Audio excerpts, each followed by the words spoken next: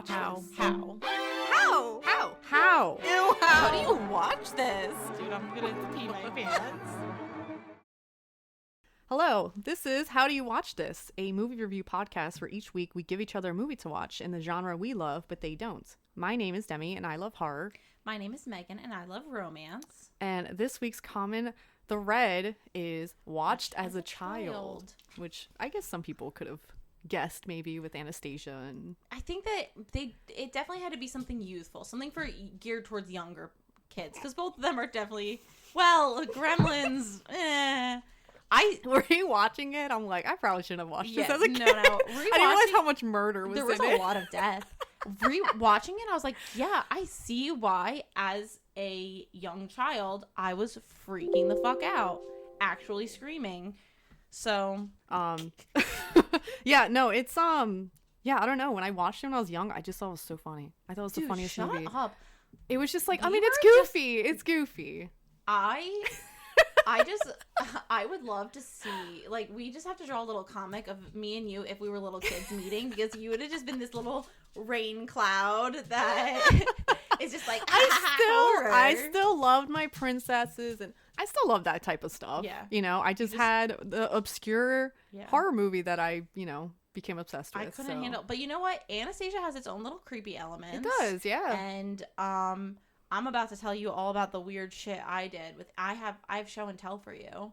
Okay. Yeah. Do you have Bardock? Oh, I used to. I don't know where he is anymore. I Probably am planning gonna tell revenge a on story you. about. Did I tell you that I had Bartok? Yeah, as a you kid? told me. So I did have Bartok. I wish I had found him. I didn't find him, but I remember I told you that I hid him in the knife drawer. Okay.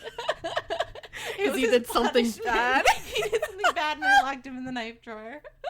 I would love to know what it was. I wish I knew too, but I was so young. But this is what I had.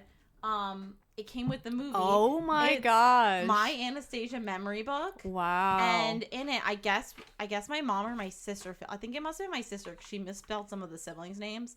But I was 4, and this is my self-portrait. Oh my gosh. That is so cool. Yeah. So, it's not like fully filled out because, again, I was 4. I like how you just gave yourself a torso and just stick legs. I used to draw my figures with the arms coming out of the head. Yes, that's very common for children, actually. Yeah, it's really? part of, like, the progression.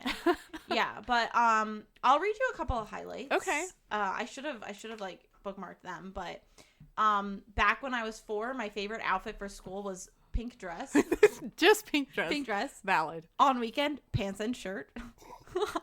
On special occasions, birthday dress.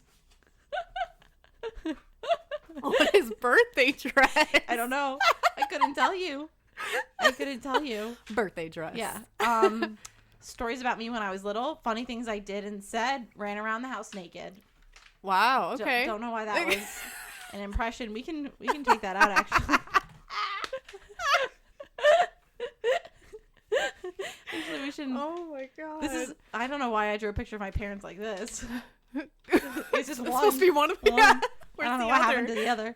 Then there's a random bookmark I think I made at one point that says "Happy Smiley Face Times." Oh, that's a cute one. Anyway, so that's I think those are the highlights. That's rad that you still have that though. Yeah, it's really fun. Oh, sorry. One thing I'd change if I could: being careful not to break glass dolls. So specific. My aunt had given us her collection of porcelain dolls. Oh my gosh. And then my mom had put them all in my room. So growing up, I had a whole bunch of porcelain faces staring back at me. Oh. And we weren't like allowed to play with them because they could break. And I think all I wanted in life was to play with more dolls. Okay. Anyway, this episode's already going to be super long. So feel free to take any of that out. But I had to share with you. No, that's great. I love that you still have that. Yeah. That's awesome. Anastasia clearly made a big impact on my life. Between that and Bartok. And I did think about, I was like, oh, maybe I should get a Bartok tattoo. And then I was like, he's not super cute. No, he's not. You could probably get a cute version, like a little white bat. I looked for a cutified version. I might just have to make one. But Yeah. I was like, I can visualize. Yeah, I can visualize something. Okay. Yeah. We'll talk about it. Yeah, later. we'll discuss we'll it. workshop it. We'll make it work. My mom will be like, Why not, Mom? Yeah, exactly. Why not? So anyway, so we are starting with Anastasia today. And then we'll talk about Gremlins. I mean, I think the movies are clear what we're gonna do. Yeah. So Anastasia is a fantasy musical. It's an animation and is directed by Don Bluth and Gary Shut Goldman. up. It's a Don Bluth film? Yes, you didn't know it was a Don Bluth film? Wait, sorry. No. I'm so sorry. What were you thinking of? My brain went to Arrested Development. No. And I thought of the Bluth, and then I was like, those aren't real people.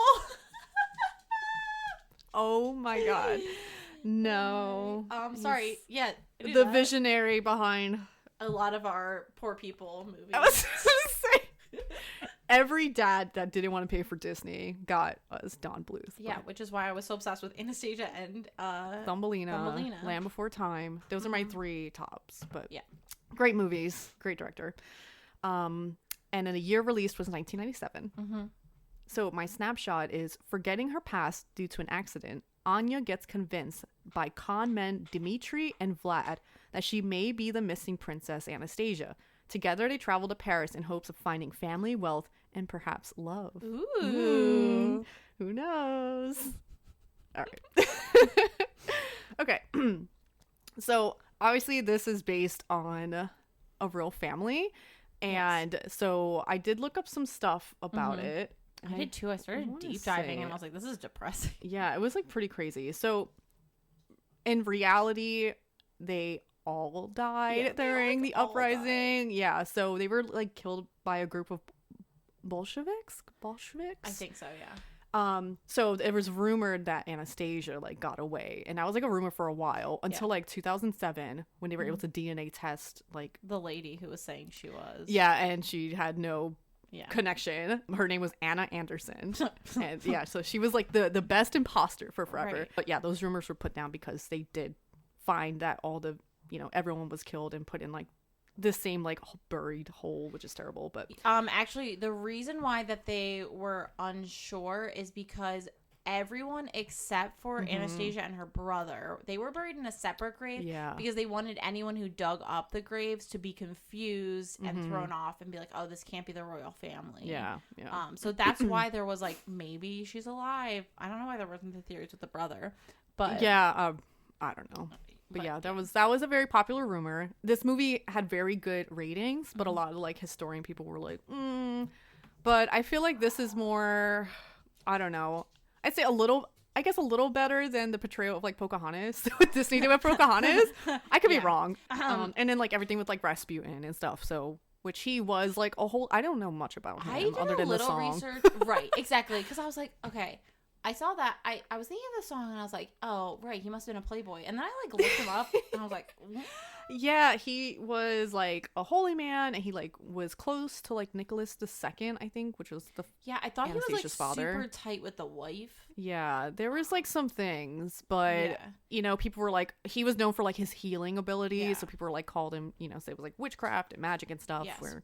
and then there was some weird stuff with, he was very comfortable with the family, and I think there was a time when like he walked in when the girls were like in their dressing gowns, and that made people like really upset, and I'm not gonna touch that because it maybe it was just back then they were more uptight about that sort of stuff, or maybe he was creepy. Yeah, he could have been. I don't know.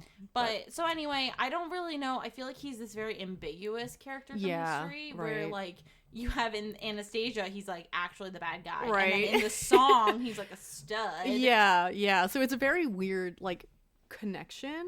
He makes a pretty cool villain. Yes. And so we'll get to him. So the movie starts in 1916, and there is a party going on. It's the 300th anniversary of the family rule, which is pretty crazy. So the narrator is the grandmother to Anastasia, and so, her son is Nicholas, and he's the emperor, the czar of Imperial Russia. Russia. So... it's like, they're in like the palace and the party, and then the grandmother obviously has a favorite, which is Anastasia. So Anastasia goes up to her, and she's upset because the grandmother's leaving to Paris, and she gifts her this, like, it looks like a jewelry box, but it's a little music box, and she gives her a little key, and the key unlocks it, and it plays a lullaby that they would sing. Which I thought about including in my wedding, and then realized that's really depressing. It is a beautiful song. Yeah, it's beautiful. So, and then on the key it says "Together in Paris," and so that was pretty much saying, they're gonna go together, and so she doesn't have to worry about missing her grandmother. And then while this is happening, you see like a young boy kind of like peeking in, and someone's like, "Hey, get back into the kitchen," and you find out later it's Dimitri. I don't know how many people are like who are listening. I've seen this movie. I would hope everyone's seen this movie. If you haven't seen it, you need actually. Travis had never seen it. Oh my god! And he didn't watch it with me, but he will be cultured someday. Yeah, we'll go into it later. But he's just this man. I think Brett's seen it. I feel like he has seen it. I actually don't know. I have to question him. But anyway, so that happens, and then Rasputin intrudes on the party, and he's pretty much like was like their confidant, and then turned like traitor. And Nicholas is like, you get out of here, kind of like Maleficent kind of thing. But, exactly. That's exactly what my brain went to. So he's very like power mad, and it seems like he ends up like selling his soul to get power, and the power is like this capsule. It's like a glass vial with like little green spirits in it. Yeah. Voodoo, creepy stuff. Yes. So he places a curse on them and says that he would not rest until the Romanov line ends. And so he curses this, and he lets out these like evil little spirit demon things, and it's like causes this unrest. Is this the start of the best song of our time, or does that start later? No, that's way later. Yeah, this is sorry. For this movie to start with that. Could you imagine with banger? that bop? Yeah. They do, like, they sing the lullaby, which is the during okay. Yeah. So this happens, and it kind of like, and then the grandmother's narrating again, and she pretty much says this causes like the unrest. So this unrest is like the rebellion happening, right? So they a group of people are like attacking the palace, and lots of things are happening. The family's escaping, and the grandmother's leaving with Anastasia, and she's like, I forgot my music box, and like runs back to her room. The grandmother goes after her, and they get to the room, and she goes to like pick it up, but then drops it again. Dude, I was like, it literally was like like, here's what should have happened, right? Yeah. She should have taken it outside with her, and then when the next things that happen, she drops it. Right. And then Dimitri picks it up. Right. However, it makes no sense for her to literally run, grab it, and then leave it behind. Yeah. That actually was infuriating. Yeah. So she drops it, and like at this point, people are like coming to the room, and Dimitri comes out, and he comes out through like there's a little hidey hole in her bedroom, and I'm like, why is that there? But it's like, yeah, like I don't know what to call it. I would assume it would be like a servant's passageway with like a secret entry into the room, so they could, come in and out without being seen. Yeah, I guess presumptively. So he comes out of that. He's like, come through here, and he like pulls them both through. Anastasia's not able to grab the music box, but then Dimitri stays while they run, and he grabs it, or he doesn't grab it yet. He like pretty much tries to like fight back the people coming in. He's like child. They like knock his ass out, and he pretty much passes out next to the music box. That's where that scene ends. It comes back outside. The grandmother's running with Anastasia, and Rasputin ends up like grabbing Anastasia's ankle, and he's trying to like pull her, and they're on like a lake, and it's frozen, and it breaks, and he starts falling in, and Anastasia manages to kick him off, and they keep running. He falls and like dies in that water. So then they're running, and they get to a train, and the grandmother jumps on first. I mean, that was such a bad move on like. It's literally like when you're in an airplane and the things come down, like you always help the child first. Right. Not the grandma. Right. So she like gets on, and Anastasia's not able to fucking grab on. Right. And she's trying to grab her, and she falls. Anastasia falls and like knocks her head and pretty much passes out. If I was the grandma, I would have jumped off. Right.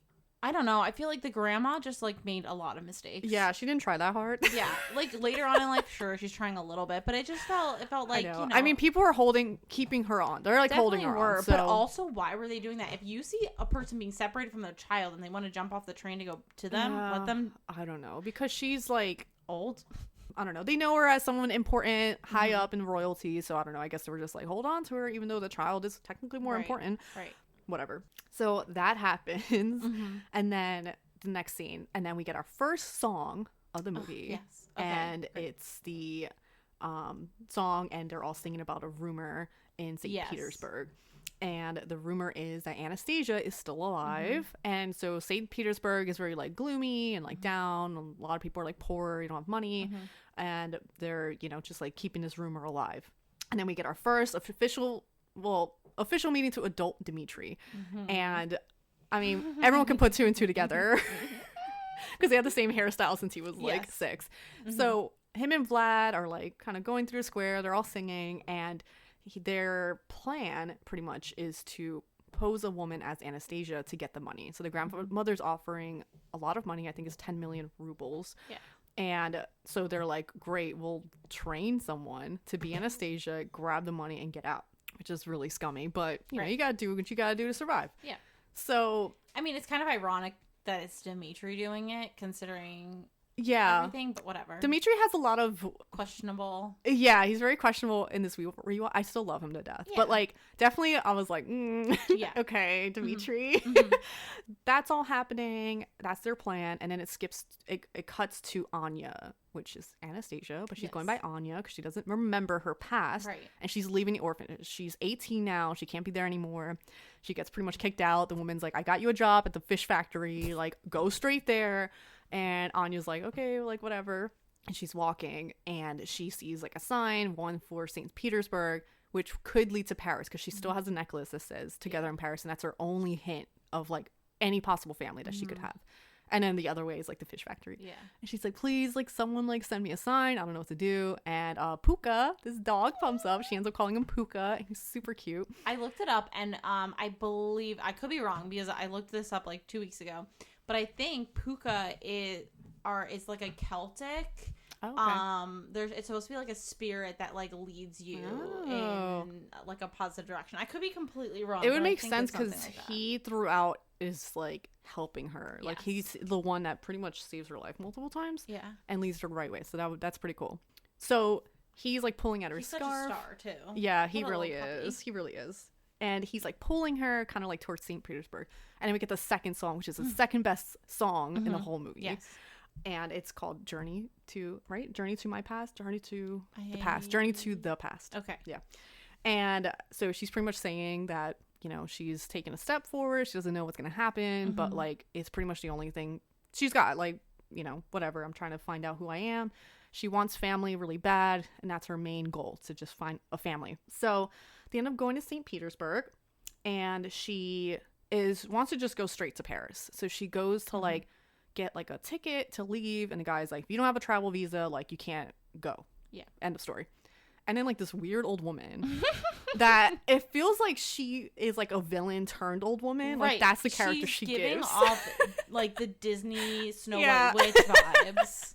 Which is awful. Like she was like normal, but she's like, hey, go see Dmitri, but don't say I said that. Right. So it seems like Dimitri's like the con man, you know, kind of a sneaky, He's gonna get you your secret little papers. Yeah. That are gonna get you where you need to go. Exactly. So she said that he's at the old palace. And so she starts heading that way. Then it cuts to Dmitri and Vlad, and they're hosting the auditions. I like love this part so much. So they have like women coming through, and this one like thin blonde woman has this giant fur coat. She's like, grandma, it's me, Anastasia. I like drops her coat. Thank you. God. And they're just like very frustrated because they just can't find someone that could really pose the part. Like it's very like dramatic women and women that don't really look like her. Then Dmitri brings up that he has the music box, and that's why he thinks they have a good chance, because if he shows this, the grandma's gonna kind of believe whoever, basically, which is pretty mean, but also like I feel like the grandma would, I don't know, have a little bit of an idea. I know people change, but like Anastasia I think was like 8 at the time, so she was a little older. It's not like she was a baby. I don't in the movie IRL she was 17, but in the movie I think she was definitely young. So because it was like 10 years later, so okay, I then think she had to have been 8. Legal 18. Yeah. You're right. Anya and Puka get inside the old palace looking for Dmitri, and she like looks around and she's seeing like, I love this scene. I know, it's like, it's so good, it's so good. This whole scene is just the best. So she's looking around and she sees vases and artwork, and she's kind of like, she's like, I feel like this feels familiar, but it feels like kind of like a dream, like I've had a dream about this. And then she sings the best song in the movie, obviously. Yes. Once Upon a December. Yes. So if you don't know Phenomenal. this, if you don't know the song, I don't know what to Listen. tell you. You should be listening to the soundtrack as you listen to this simultaneously. This is like the anthem for all girls in the world. Like, it is like the anthem. She's singing, and she's pretty much singing that she's like kind of like remembers this like dancing and people, and like there's like visions of people like dancing in the ballroom, and then she's It's like almost like ghostly. yeah, and she like visualizes this dress on her, and it's like it's such a fucking cool scene. I love it so much. Yeah. But yeah, so obviously this is like a lullaby, basically, Yes, from the grandmother. in the music box. And then she's like singing like a rendition of that. So she's singing obviously very loudly, and Dmitri and Vlad are like what are you doing here? They catch her, and so they like start to chase her, and she's running, and she ends up running in front of like a giant portrait of the Romanovs. And I also like love this painting so much. It is like, so the cute. the yeah, artistic style that they do this painting in is yeah. like, It's so gorgeous. good. Yeah, it's so good. And so she runs up to it, and she's kind of like lined up to like Anastasia's photo, and Dmitri gets a look at her, and their eyes are like the same, and he's like, hold up.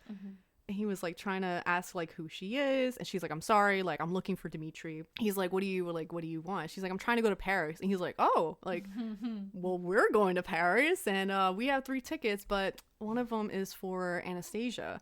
And so then they're like, you kind of look like her, you know, the same blue eyes and the hair. And she's like, okay, you guys are like crazy. I'm like not this princess, this lost princess.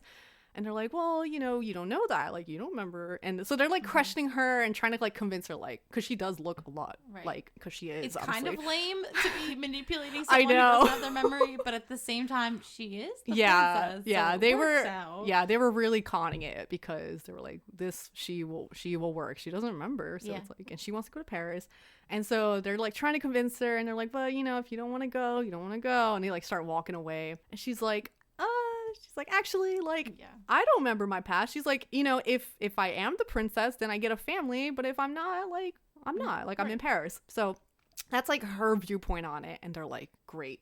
And so they make it seem like they really think she is Anastasia, like, and they actually kind of don't. They definitely like, don't. They're just like, oh, this is someone who could be her. But I think that she looks like her a lot, and they're like, we can work with this better than anyone that's been auditioning. That is what's going on right now. And then they bring up to each other that they would not bring the reward up to her, so that they can keep the money between them. And I'm like, you sleazy bastards.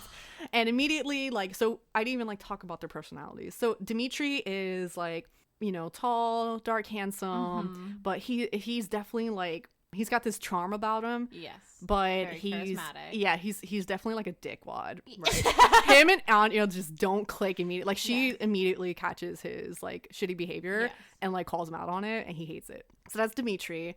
And then Vlad is like, he's like dad. You know, he's just like such this, a goofball. Yeah, this like big like burly man, and he's just like very, very sweet, and he like loves Puka. He's like obsessed with the dog. He's like, oh my god. And Dimitri's like, that dog's not coming with us. And Anya's like, yeah, the dog's coming. Yeah. So that's like their personalities. Then this unlikely 4, if you include the dog, head off on their journey. Yeah, they head out, and during that time, Bartok, which is this little bat, and it's like Rasputin's companion. Yeah. And I don't know why I loved him so much, because he's technically like part of the villain crew. He is. He's just a silly guy. He's just like a little bud. Yeah, he's just a guy. So he's Just like, a guy. he's up there, and he's just hanging out with like the vial, you know, because Rasputin died, so I guess he just took the vial with him. For 10 years, just like chilling with it. He's just hanging out, and he's just like, oh, like, that's funny, and you know, all the Romanovs are dead, like that can't be Anastasia.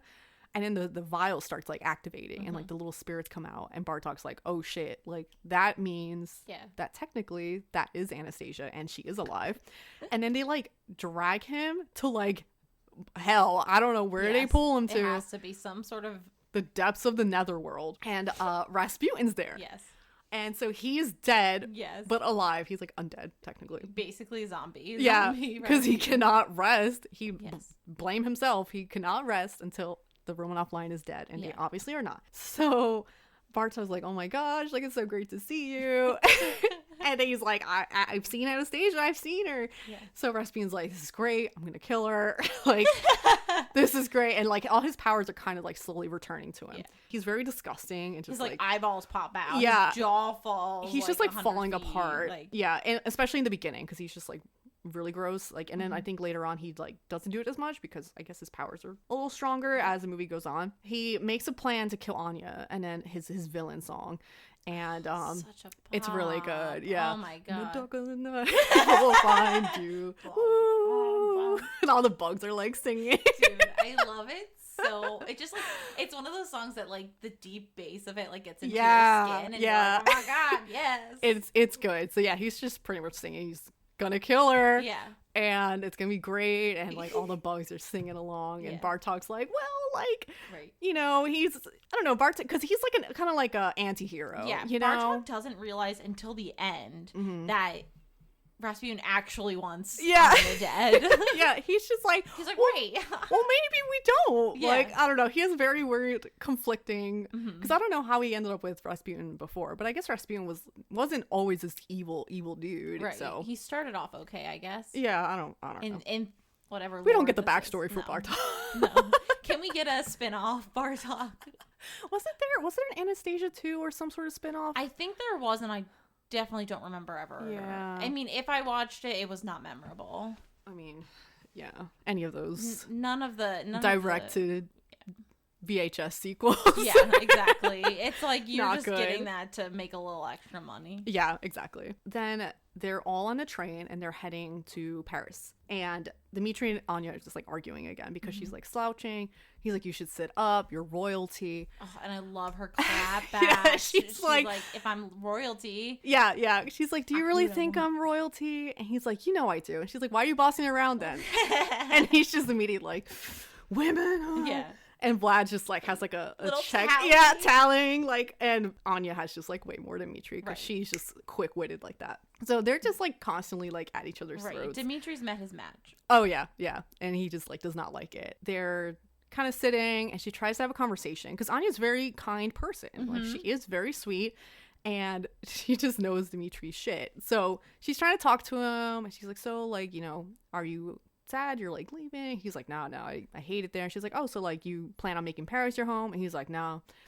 And she's like, well, like why not? And he's like, what's up with you and Holmes? And she's like, I'm trying to have a conversation. So like that's just Dmitri. So you obviously know he has some backstory. You know, he's very much like, you know, doesn't believe in like family and home. And to be fair, he like seems like he was maybe like an orphan kid if he's working the kitchen. And he probably had trauma with like whatever home he did have. Like the palace was his home, and then he was all of a sudden on the streets. Yeah. So he had a rough upbringing. So I totally get his perspective. So they're like not clicking. So then at this point, Vlad is walking out of the room and he has like the travel pass book. And the one person nearby is like, oh, like, it's crazy. They used to be blue, but now they're red. And Vlad looks and, like, their books are blue. So they're very outdated. So he runs back. He's like, we gotta go. Like, they're red now. Everything's red. And so they're like, shit. So they decide to go to the baggage car. And so they're, like, going in. And while they're doing that, Puka's noticing the little green guys at the window. And Puka's trying to, like, warn them. He's, like, barking. But no one's listening to the dog. Yeah.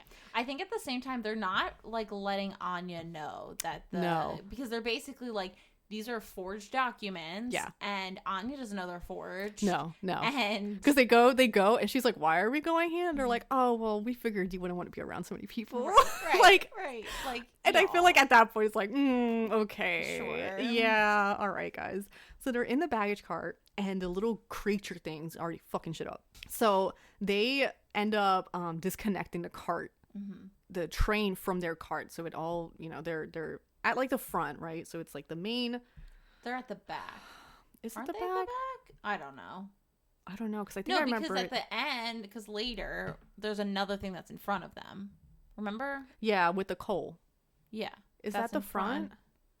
I don't know how trains work. Me neither. Whatever. It doesn't fucking matter. Why does it matter? It doesn't. Either way, they get disconnected. And so they're only connected to like whatever fuels the train. And so Dmitri runs out to like see what's going on. And he notices that it's like full of coal and it's speeding too fast. And he's like, this is not good.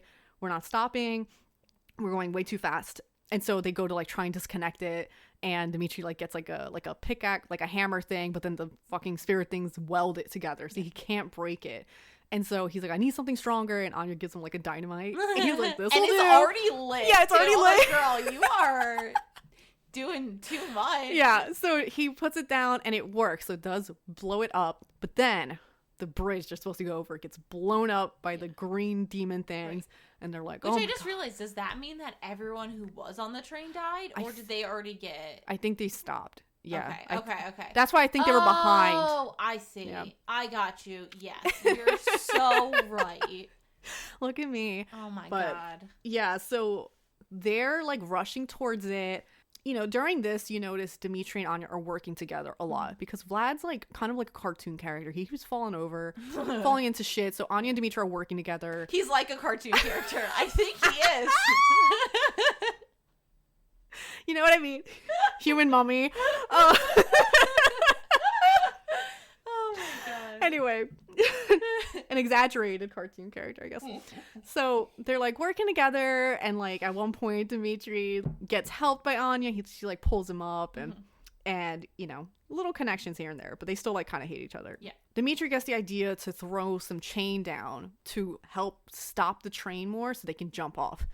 They throw the chain out and it ends up working. It catches and it slows them down and they're able to jump out of the train. So Rasputin's pissed off that it didn't work, and Bartok's like, I guess this thing's broken, and he takes this vial and like tosses it, and Rasputin's like, no, because it's like spirits connected to it. And he was like, I sold my soul for yeah, this, dude. yeah. And so that's how you realize, like, okay, well, if you break that, Rasputin's he gone. dead. Yeah. Now everyone's like walking pretty much. They have to walk to their next destination. They're still pretty far from Paris. And while they're walking, Vlad brings up seeing Sophia. He's like, he describes her as someone who's filled with whipped cream and laughter. And I'm just like, is this a cream puff for a woman? And so Dimitri's upset that Vlad's bringing up Sophia. And he's like, stop, like, don't bring her up, because you find out that that's the emperor's first cousin. And Anya's like, why are we going to the first cousin? And Dimitri's like, well, like, you have to kind of, no one gets close to the empress without talking to her first. And Anya's like, I'm not lying to people. Like, I don't want to lie to anyone. Because she's basically gonna have to convince this person that she's good enough to see the empress. Right. And so she's definitely like, I don't want to do that. Dimitri's like getting upset, and so she like runs off, and Vlad goes up to her. Yeah, so he definitely has a better talk with her, because Dimitri's just, they're so emotional. Like, they are just like, they're just conflicting all the time. Enemies to lovers, exactly. And so Vlad, of course, being a dad. Is this where my love of enemies to lovers began? It definitely had to be the first, like, I don't know, maybe the first experience with it, right? Because Thumbelina was not that. No. I don't remember any Disney princess movie being like that. Can't think of any. Yeah, I think this had to be like the first experience. If there is another child movie. Yeah. From the 90s, between 94 and 98. Yeah. That you can think of. Yeah, 94, 97, because this is a 97 movie. Okay, we'll have to put a poll and see. Yeah. Because I feel like this had to be the first one. Has to be. So, anyway. Everything makes sense where it now. started, yeah. This is the whole part. Like, my entire personality is built around this movie, I guess. Yeah. Exactly. So Vlad, being a dad, is talking to her, and he's like, you know, I see a very fiery, spirited young woman. And, you know, he has a much better connection with her and kind of convinces her to learn to be Anastasia. So then the next song, comes up, and it's pretty much just them singing about, like, if I can learn to do it, you can learn to do it. You know, Anastasia rode horseback since she was 3, and like this and that. And they're like giving her facts about Anastasia's life. And so Anastasia's learning about it. And then, you know, like throughout, she like brings up like, oh, I remember his yellow cat. Like, I remember this guy's yellow cat. And they're like, we didn't say that. I don't think we mentioned that. So, you know, it's kind of like she's kind of remembering some things. I think one of the things that I also want to mention here is this is when it's really apparent with like the backgrounds and stuff that it's hand painted and everything. Yeah. And fun fact, this is the first and only Warner Brothers hand painted animated film, because after that they started doing digital. Oh, okay. There are some 3D backdrops in this, if you notice, when she's in the palace. Like digital ones, you mean? Oh, interesting. When she's walking up the stairs, it's all 3D rendered. Okay. But it fit. It looked good. But yeah, that was 3D rendered. That's a pretty cool. Yeah, they definitely hand painted a lot of it. And then there's they did splice in some like real life paintings and stuff into it, cool. which was. I was gonna say, because I watched this on Disney Plus, and I'm wondering if they did like a weird, because I know they all get remastered, and I'm like, I don't remember because some of the faces look weird especially for Anastasia when she's talking, and I'm like, what did I was they noticing do? the same thing, and I'm like, did it look like this? and I was wondering before? part of me is like, maybe they just look like that. Because like I remember like when I was watching like Beauty and the Beast like recently, and it was the same kind of thing. It is. It almost feels like distorted or stretched in some scenes where like she's talking and her face gets like too long. It's like her eyes are kind of like everything weird. gets a little bit shifted, and I'm like, maybe that's just because it was hand drawn, right? And it wasn't perfect. But there's definitely some elements of that where I'm like, I wonder if we could find like an older version to kind of compare it to. Because like I wonder, like obviously, it's gonna look.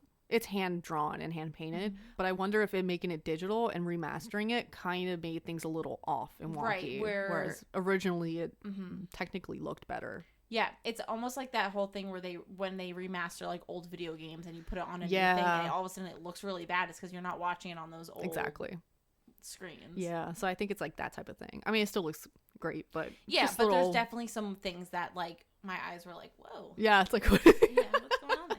Hello.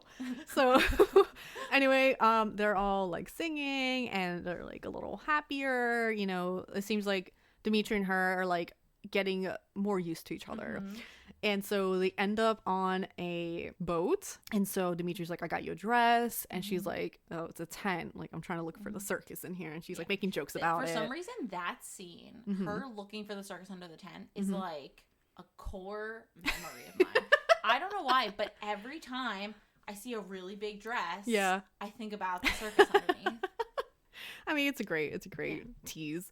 And Dimitri is just like, just put it on. And like, you could tell he was like kind of like aggravated because he tried to do something nice for her. He's feeling and she's like teasing. Embarrassed about it. And she's like teasing him. But she's like thankful about it. And so she puts it on.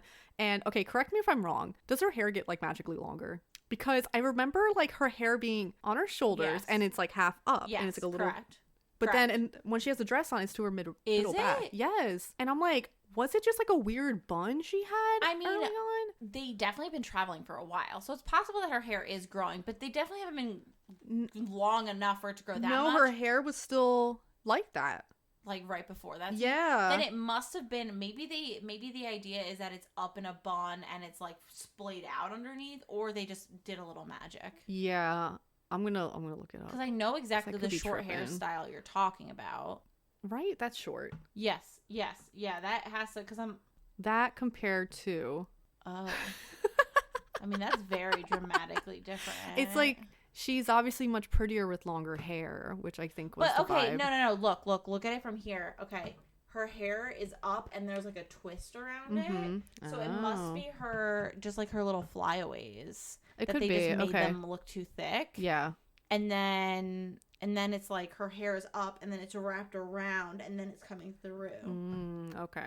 That would make sense. Because I was like, damn, they just threw long hair on her. No. Because when you're talking about it, I'm like, yeah, definitely her hair was super short at the beginning. But it must be just like her little flyaways that they're giving life. I don't know why they made it so thick. Because unless she has an undercut, which it does kind of look like they gave her an undercut. So I don't really get it. But it's cute. But anyway, so her hair is like longer and like in like a bow, and the dress looks really cute on her. And Vlad's like, all right, like dancing lessons, and he pretty much puts Dimitri up to dance with her. He for sure is like shipping them. Yeah, he is. And then he's like, well, we'll get to it in a second. But anyway, they're like dancing, and he's like, no, Anya, like let Dimitri lead, and you dance. So they're like dancing together. And Dimitri's like, oh, the dress looks really nice on you. And she's like, thank you. And he's being like, he's very nervous. And he's just like, doesn't really know how to talk to her. And then like Vlad's like in the back and he's pretty much saying like, I didn't think about like romance, happening. And he says it's a little worrisome because, obviously, I don't know why he was a little worried, but the way he's saying it seemed a little worried. And I'm like, you're pitting them together. So I don't know. He also did mention earlier that there was like, he made like a comment about Dimitri being attracted to her. Yeah. So I guess maybe he just never I don't really think he would be trying to torture Dimitri. No, it's his friend. So, yeah. but it was just like funny the way he like said it. But yeah, he obviously like could tell they had an attraction since. Well, it is concerning because if Dimitri falls for her, they are conning her. That's true. At the end of the day, that's like true. That's not gonna end well. Right. Yeah, because she's very nice and naive, and they're totally tricking her. Yeah. So that's exactly why he was like, ugh, yikers. But but it's cute. And Anya's like, oh, I'm getting like dizzy. We should stop. And he's like, we should stop spinning. She's like, oh, we stopped spinning. And like, it's just like their little banter back and forth is very cute. And then they like almost like kiss, but they don't. I was like, oh my God. And like Vlad's like in the background, just like, I was like, get out. You're ruining the moment. Watching. Stop. So he pretty much like stops, and Dimitri's, he like walks away, and he does it like very quick. And I think it is partly because he's like, oh, can't be falling for this chick. It's not gonna end well. So then at night they're, in like a room, they're resting, and Anya sees the like little music box, and Vlad's like, oh, that's just like a jewelry box, isn't it pretty? She's like, I feel like it's like more than that. Like, I don't know what it is. And I'm just thinking, I'm like, she has the necklace. I'm like, have neither of them noticed her necklace? Or right. And it is like, yeah, you wouldn't normally think a necklace would connect with it. And I don't know that did Dimitri see her open the music box? I don't remember. I don't think he did. Yeah. But they are in the same style. Like, it's painted in the same way as the box. I don't know necessarily that you would put two and two together. You might just be like, oh, that's just the style of the time. Yeah. So, she just like kind of notes like how pretty it is, and that she feels like it's like more than just like a jewelry box. So then they go to bed, and this sequence always made me so mad, but it's such a cool sequence. Yes. So it's Rasputin's second attempt at trying to kill Anastasia. So while she's sleeping, she's dreaming, and like the little creatures kind of make her sleepwalk, and so they're affecting her dream. So in her dream, she's in a field, and she sees like a little boy, and it's like technically her family. She doesn't know, but it's her family, and he's like leading her a certain way. But in reality, she's getting out of bed, and she's like walking around the room. She starts to leave, and Puka's trying to stop her, and he can't stop her. So then he tries to like wake up Dimitri to get him up, and she's walking, and then she's in her dream, she sees like her father and like family kind of like in a lake, and they're like, jump in, come on in. And she's on top of the boat, like the deck, and there's like a huge storm, and I'm like, y'all are just sleeping through this shit. There's a huge storm, and she ends up getting towards like on the edge of the boat. I'm like, okay, there's no way she would have balanced herself on this, but no, she would have been slipping. It's a cartoon, it's fine. And then like the dad in the dreams like, jump in, come on, like join us. And she's like, oh, and she's sleepwalking, her eyes are closed, and Dimitri finally wakes up, and he notices Anya's gone. Puka's going nuts. Yeah, he won't stop. And so Dimitri like runs out, and he sees her, and right before she's like about to jump, the dream kind of gets distorted, and Rasputin's like, the father turns into this like demon thing. He's like, jump in. He goes to grab her, and Anya starts like screaming, and Dimitri manages to grab her and pull her off, and she's very upset. She's screaming, and she's like, I hear, like, I'm hearing people, there's people like voices and stuff, and Dimitri's like, it was just a dream, you're okay, you're okay. Rasputin's like, fuck. God damn it, it would have worked. It doesn't work, and he's like, I'm just gonna go topside and handle this myself. So he's, I think at this point, strong enough to be able to do that. So it cuts to Paris, and you see Sophia, and she's in a room with the Empress, or the Duchess, the Empress, and there's a woman there gets posing as Anastasia, and so she's doing pretty good. She's answering some things, and the grandma is like, this isn't her, like this is a waste of my time. And Sophia's like, I'm like, sorry, like I really thought this was her, like she answered all the questions.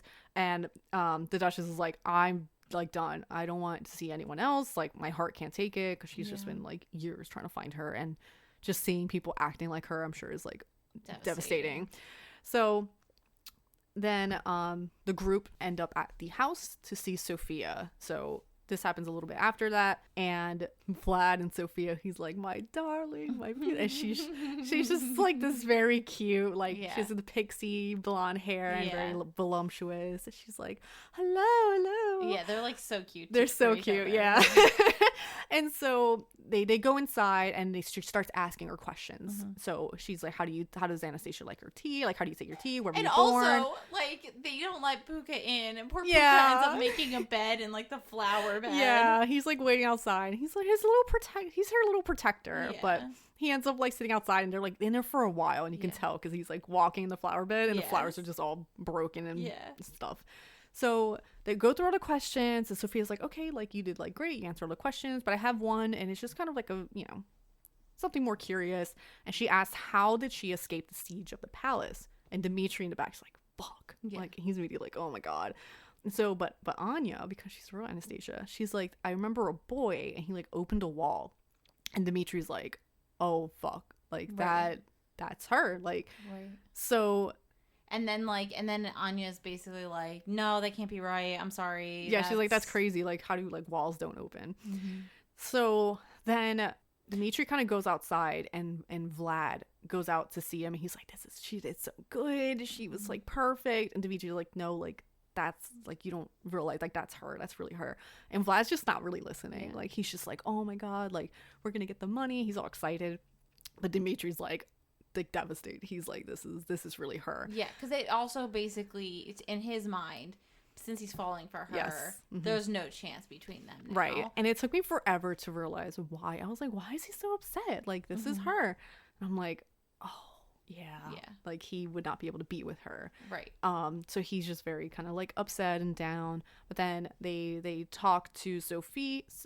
Is her name Sophie or Sophia? Because I have Sophie and Sophia. Oh my god, it doesn't matter. It really doesn't. So they talk to her, and she's like, you did really great, you know, but the Duchess isn't seeing anyone else. And they're like, please, like, can you make this work for us? And Vlad's like pulling on his little charm. She's like, well, you know, the ballet's happening tonight, and we never miss it. And, you know, wink, wink. So their in is basically to go to the ballet and just bump into the Empress afterwards. So Soph ends up taking them to a shopping trip in Paris. And there's a fun little montage. Yeah. And you see all these like famous Parisians. Yeah, exactly. And it's like their next song that they sing. Dimitri the whole time is just like upset. Yeah.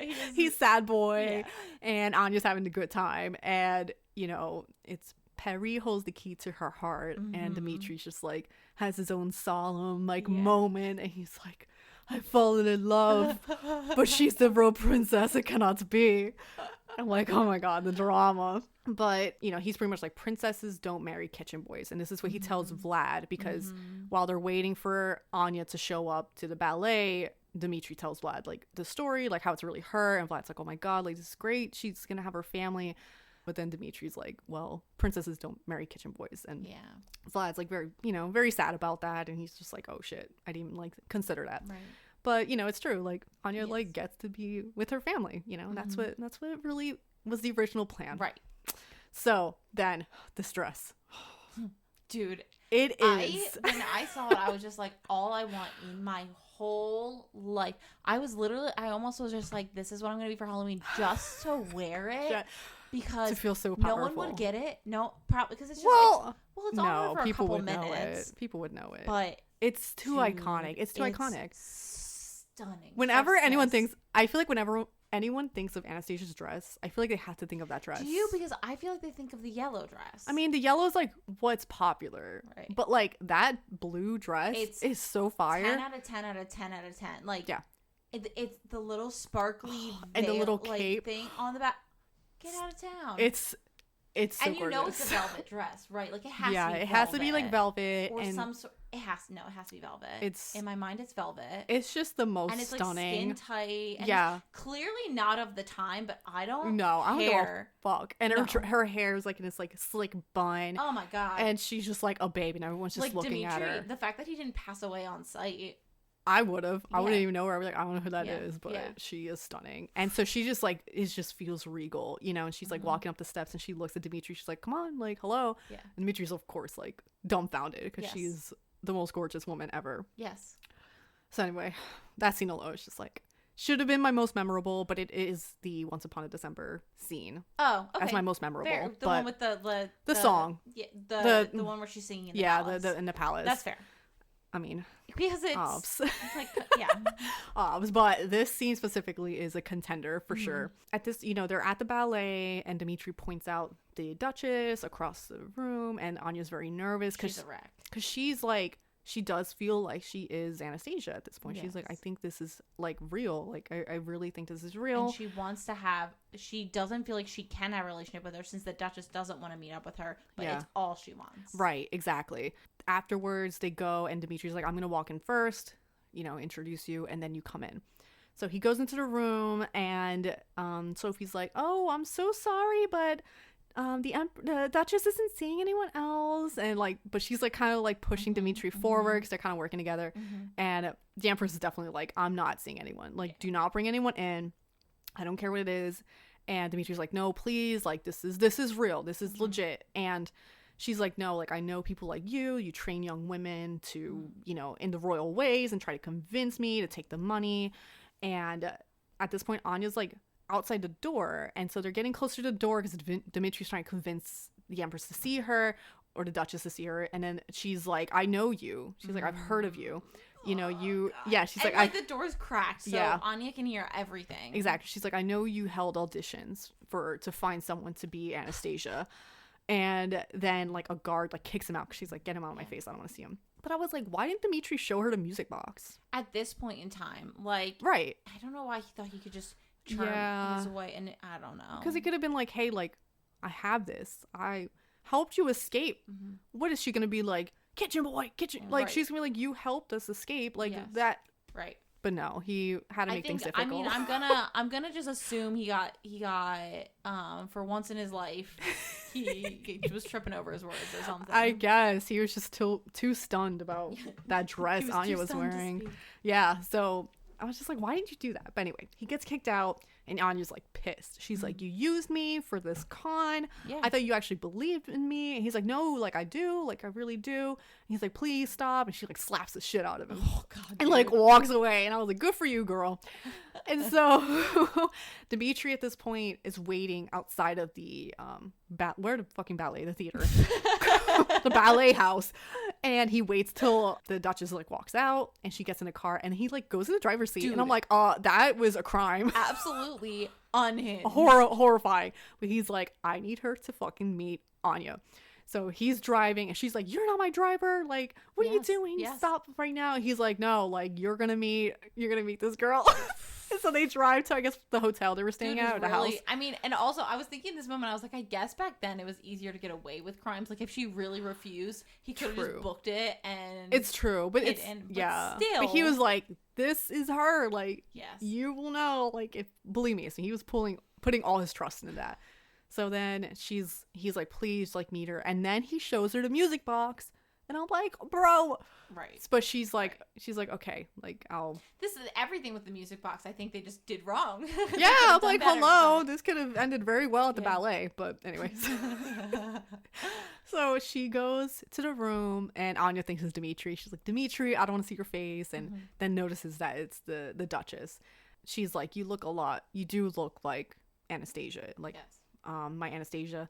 And Anya's like, I just like, I don't want to trick you. I don't want to lie to you. I just like want to know who I am. I don't remember my past. And, she's just being very real. And the grandmother's like, you're a very good actress. Like, you're the best so far.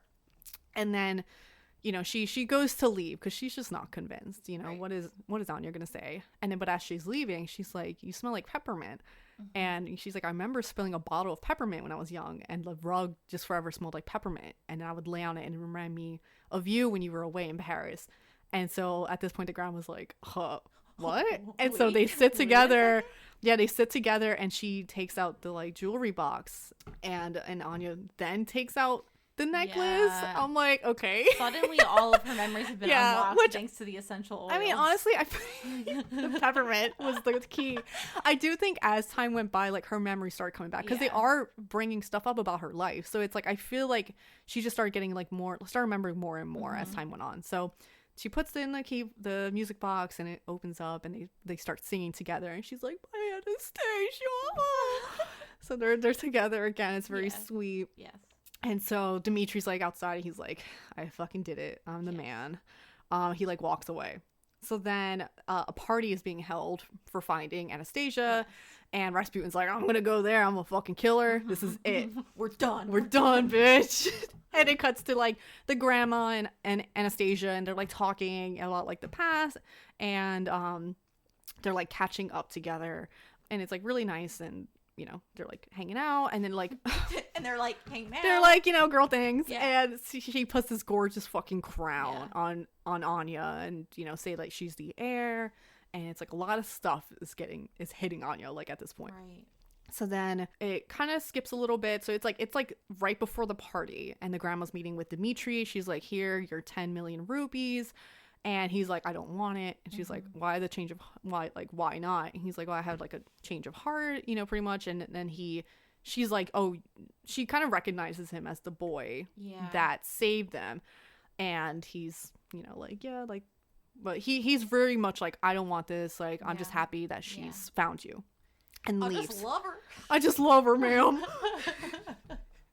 And so they like bump, like Anya and Dmitri bump into each other on the steps.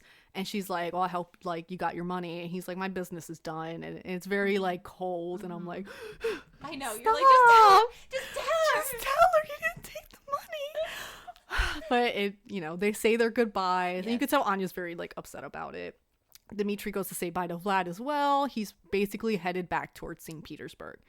And so then they're at the party, and Anya's like kind of like looking out at people, and then so intimidating. Yeah, like, all these people are there for her. Exactly. And she's got this beautiful yellow gown and the crown, and the grandmother's like, he's not out there, knowing that she's looking for Dmitri. She's like, I'm not looking for anyone. And then the grandmother's like, you know, there's all this for you, but I'm wondering if this is what you really want. And so she's like, you know, he didn't take the money, he didn't take it, and lets her know like, I'll always be there for you, we always will have each other, but I want you to. Such an amazing speech from her, because also like, first of all, you just got her back after not having her for 10 years. She's the only family you have left. The way that, if, let me just say, like, theoretically speaking, like, I mean, I can't think of having a grandchild, but let's just say my dog goes missing for 10 years. I'm not going to be like, I'll always be here for you, go ahead and have fun. I'd be go be with a man. No, I'd be like, you're within my line of sight at all. Yeah, you're not leaving. Times. But she's apparently evolved. And she's better than us. She's definitely better than us. and she's like, I will always love you. Right. Have a great life. And I'm like, I really still, even in the things that come up forward in the future, we'll go into it. Okay. Yeah. So the grandma lets grandma, yeah, good 10 out of 10. Good for grandma to let Anya know that.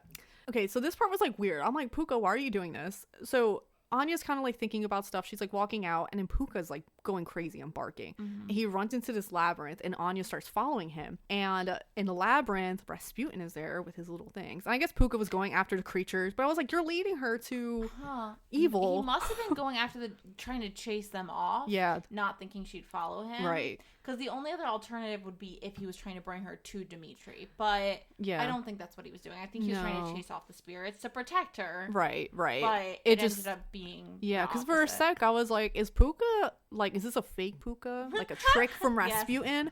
But it was not. So he leads her into this labyrinth, and Rasputin is there. And then it like kind of like cuts to Dmitri at like the train, and he goes to like grab like, I guess, money, and the rose that he received from Anya in Paris is there, and he's just like, oh, my baby. And then it like cuts back to Anya, and she's pretty much fucking fighting Rasputin. Like he's like pushed, he's like not fighting, but he throws her like breaks the bridge a bit, and she's hanging off. And then Dmitri just runs in. Yeah, he must be the world's fastest runner. Yeah, he just fucking decks him in the face. And I was like, damn. And he tries to like help Anya, but then like he gets hit onto like a stone Pegasus, which comes to life. It gets a little crazy. Dmitri the stone Pegasus was unreal. He's like squaring up with this Pegasus. Right. And Anya's like slipping. She can't like get herself up. And then Puka bites Rasputin's leg and distracts him. And Anya manages to get up. And so then the Puka also manages to get the vial out of Rasputin's hand. It ends up under Anya's foot. I know, real MVP. And she starts like cracking it, and he's like, no. And she's like, this is for Dmitri, this is for my family, and this is for you. And she breaks it, and he dies. He like fucking disintegrates. Yeah. Yeah. Just like crazy. So then, Dimitri and Anastasia are like together, and he was like knocked out for a bit, but then he wakes up and he's like, your people are waiting for you. And at this point she like decides like, no, I'm gonna stay with Dimitri. And you find out through a letter that she sends to the grandma. And Soph is like, oh, they eloped. Right. And I'm like, girl, why didn't you invite your grandma to the elopement? But okay, so she says that, and then it cuts back to Anya and Dimitri, and they're wearing the same clothes. Yes. So I'm like, did they elope that quickly, or like, am I think that's them on their way to, like, so basically how I envision this is they ran back to the palace, she wrote the note, gathered her things, okay, and is leaving. They're leaving they're on their way to elope. Yeah, okay. So that makes sense, because I was like, okay, what is the time here? Right. I don't understand why, they just never change again. Those are their clothes. Dirty. I mean, Dimitri never changes, so. But it doesn't I don't know why they needed to elope. Like, I think it's just like for the romance. It's because it's sinful to be not married and make out, and so, which they do kiss at the end. It's like, yay, this is great. Everyone's happy. Everyone gets a partner, including Bartok.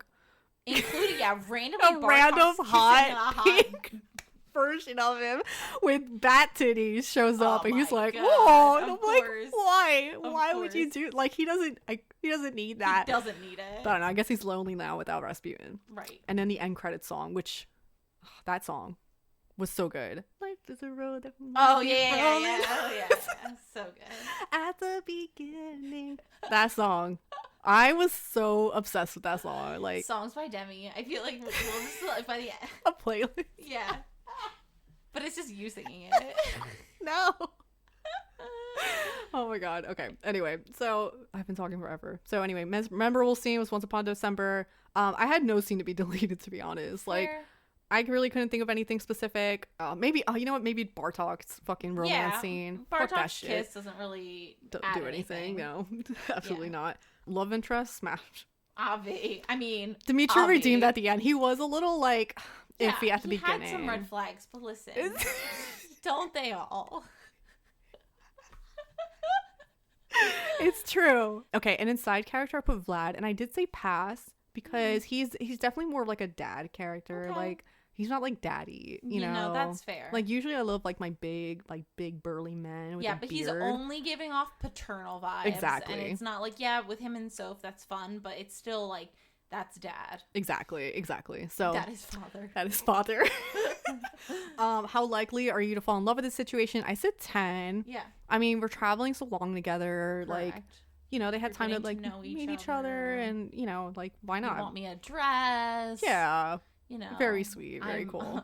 It's not hard for me to fall for that, so I'm all about enemies all to about lovers, it. So. I would recommend this because it's just a good fucking movie. A classic. Obviously. Clearly. So, things of note, Dimitri was my sexual awakening, for anyone who wants to know. He definitely was. Wasn't he all of ours? Yeah. And so I gave final rating of 5 hearts. That makes 100% sense. Yeah. I honestly, I feel like I didn't even really have to talk very much when you were going over it, because it's clear that this was something you knew very well. Like, I feel like in the past, it's like, oh, you missed this, you missed that. You are like, listen, I could act this out for you. I could do a one-woman play of this. I cannot tell you how many times I've seen this movie. Yeah. Like, this and Thumbelina are like, it for me. Yeah. So. Because I almost picked Thumbelina for you. Mm-hmm. But I was a little nervous that you would be a little mean. No, I love Thumbelina. You loved it? Okay. Yeah. Okay. I would have. Thumbelina definitely has more questionable things in it. So I don't know if I would have given it 5 stars. Maybe like 4.7 or something. Because I still love it. But Anastasia for me is like very, very great movie. And I think Thumbelina's also a great movie. But it is like about a woman that gets thrown around multiple men. That's fair. The whole time. And it's a little. It just, Thumbelina was something I literally watched on a daily basis as a child. It was every great. Single night. Let Me Be Your Wings with Cornelius. Yeah. Life-changing. So, exactly. love it. But yeah, so. How do you think I would be able to convince Travis to name our first child Cornelius or? Maybe.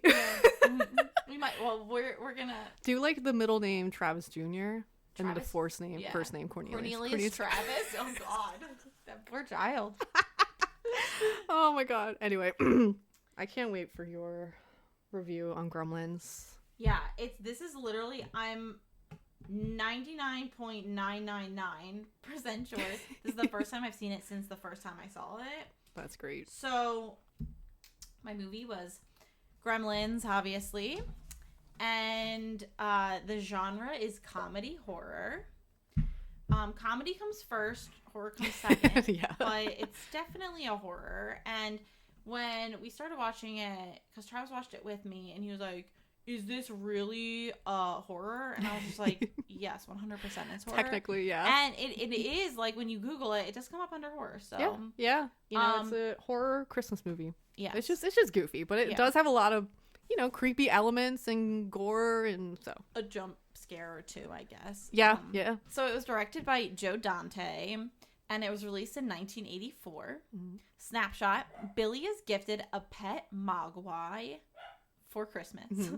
Sorry, I was like, did I pronounce it right? Yes. Okay. Billy is gifted a pet mogwai for Christmas, only to quickly learn that when improperly cared for, it can produce gremlins. Now he must save the town. Mm-hmm. Okay. This is the potential to be so long. I'm gonna try to jump over and like not include every minute by minute thing that happened, but there's a lot that goes on. There's a lot to talk about. There's a lot to talk about. It's fine. We'll just warn people that this will be a long one. Yeah.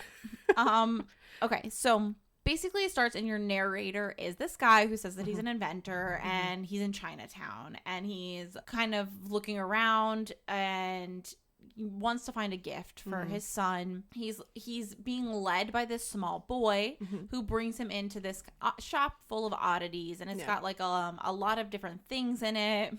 And the shop owner has like this one bright blue eye and one like brown eye, I guess. And then the guy, the inventor, he looks around. He's like, you know, I see you got all this stuff here, but there's one thing you don't have. And that's the bathroom buddy. Yeah. And he goes into this like sales pitch. Exactly. All for the bathroom buddy. And it's like this goofy invention that it's like you carry it and it's got all your needs for the bathroom. Yeah, it's like this toothbrush. Like you put the toothpaste automatically goes on the toothbrush, but it doesn't work that way. It like squirted all over him. And he's like, no, not to worry. Yeah. So he ends up hearing these like chittering noises, and he goes to look, and he finds out that that's the mogwai, and I think they pronounce it magua in the shop, maybe, and then mogwai the rest. And the white version. Yeah, exactly. Which, fun fact, mogwai translates in Cantonese to demon. Really? Yes. Oh my god, not Gizmo. I know. That's my little love. Originally Gizmo was supposed to be Stripe. Really? Gizmo and Stripe were going to be one character, and then they realized they needed some sort of little guy. Yeah, like a someone to love. Yeah, Yeah. Oh my gosh. So basically, he's like, I need this. Yeah. I need this for my son, and I'll give you $100. I'll give you $200. Like, he's going up, and the guy's like, he's not for sale. He's too much responsibility. Yeah. And the kid is like seeing all this money, and his dad goes away, and he goes up to the guy, and he's like, listen, meet me in the alley. I'll be there in 5. Yeah. And he somehow sneaks out the mogwai. Yeah. So he sneaks it out. He gives it to the guy, and he's like, you know, they need the money, I guess. Yeah. And he's like, okay, there are 3 rules. Never put it in water. So it's sunlight, never the bright lights. I wrote, keep it out of the water. And I was like, I meant to say, keep it out of the sunlight, away from water, and never, ever, ever feed after midnight, ever, ever. Ever, ever, ever. Yes. Ever, ever, ever. So then you see that they're changing the camera to this small town. There's like a little Christmas tree shop, whatever. This police officer's trying to get a free tree. Yeah. And there's a boy who's like in this tree costume, which is like hilarious. It's like goofy. Like, what if someone tried to chop him down? Yeah, like, that could be very bad. I was like, what are you doing here? Right, right. So then you meet the main character, Billy, and he's talking to his neighbor, and you learn that Billy's an artist. He's working on a comic strip, and he can't get his car to start, so he's gonna walk to work with his dog. He's bringing his dog with him, and his dog doesn't have a leash on him. No, the dog's just a good boy. Yeah, and I was just like, wow, imagine. I wrote, I love that dog. I'd die for him. Yeah, same. Then you see that they're going to the bank. The dog has like this little Betty underneath of his area, and I was like, this is amazing. Perfect. This like cute coworker in this amazing blue dress comes up, and you know they're just chatting, whatever. Yeah. So then you see outside this like old lady is walking down, and someone's like, "Good morning, Mrs. Deagle," and she's like, "What's good about it?" And that's everything you need to know about this character. Yes. She definitely could be considered one of the villains if it wasn't absolutely for the gremlin. I didn't mark her as being the villain, but she very much she's was a villain character. Bitchy old lady. Yeah, she was not great. So you see this like interaction with some people who are like trying to get an extension on their payment for rent, and she's basically like, hell no. Yeah. So she is carrying around with her this gigantic glass snowman's head, and it's apparently imported from Bavaria, and she's furious and yelling at Billy, basically saying like, your dog broke it, and I want your dog, and I want him to die. Yeah, and she like graphically is like, yes, she's like, I'll just put him down, and I'll take him to a shelter, and they'll put him down. Right, it's absolutely horrific. What? And so I did say like, every time she threatened Barney, that's what should have been deleted. Yes. I was like, how dare you threaten this cute, perfect dog? This dog did nothing to you. No. And you're the worst. Right. That's that person that's ever lived. Exactly. I literally can't imagine it. But so then, he's still perfect. Yes. He did nothing wrong. Yeah, he did nothing wrong. And then he jumps and attacks her. It's like so funny because you can tell this dog's just so sweet. Yeah, it's just a little actor, but it's like, this is not an aggressive dog. No, he's literally like standing on her and just like, help. Yeah, he's just like barking, little like yipping barks. And she's like, help! Oh my god! Right, she's being very, very dramatic. Yeah, this is the point when Travis says, "quote." God, this is absolutely one of my favorite Travis quotes. Someone needs to put her down. Oh my. It's a good quote. It's accurate. I was like, listen, Travis, that was great. That was a great line. We'll include that in the podcast. Yeah. Gerald. Who's Gerald? Oh, right. The bank. There's like, whatever. It doesn't really matter. There's this guy named Gerald who you like really don't see much of. Anyway, he's trying to flirt with the girl from the bank. Her name is Katie. And he wants her to go to his new apartment. Sorry. They're at a bar at this point. Yes, yeah. So, Billy's like at the bar drawing. So, you know, he's at least 21. He's at the bar. He's like drawing his comic strip. She works there too. She is like helping out. I'm assuming her sister or something. Yeah, some sort of. And so she's working there for free. And Gerald's like, don't you want to go to my new apartment? And she's like, I never went to the old one. And Billy's like kind of like grinning. Like, haha, eat it. Yeah. She's super cute and witty. Yes. We love that in a woman. Yes, we do. So he goes home, Billy goes to his house. He lives with his parents still.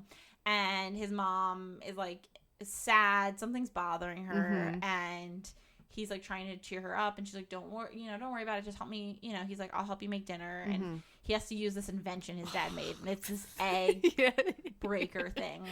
All the inventions in the kitchen. There's so many kitchen inventions. And basically, like, every time the mom goes on to say, like, every time the dad makes an invention, it works great a couple of times, and then it goes horribly wrong. Yeah. So, like, the son is, like, feeling a little bit defeated by the dad's, like, invention not going well. Yeah. You get kind of the idea that basically the dad is not successful. No. They're probably a little strapped for cash, and Billy's probably bringing in a lot of the income for the family. Yeah, he's definitely working hard to help care for his family, which I'm sure the mom is not happy about because, you know, he's old. He's got to live his own life, too. Exactly. So. And you get the idea, there's definitely a lot of love in the family. Yeah. For all these families, there's not, like, they don't show resentment. No. It's more like they love the dad. They think he's great. They try to support him. Exactly. But there is, like, disappointment there in the way their life is being because, like, you know, like you said, Billy's, like, working on a comic strip. He's, like, into that stuff, but he's working at this bank, you know? So it's, like, you know, he's kind of have to make some sort of money for his family to help his family out. But so the dad comes home in a super good mood, and he gives the son the gift, and he opens it up, and inside is the Mogwai, the cutest little bitch, this little guy, And Billy picks him up. He's like this cute, fuzzy little pet. Yeah, he's like, what is this? Yes. Like, and he's like, I call him Gizmo. Yeah, and like no one questions it that much. No. I mean, I guess the internet wasn't really.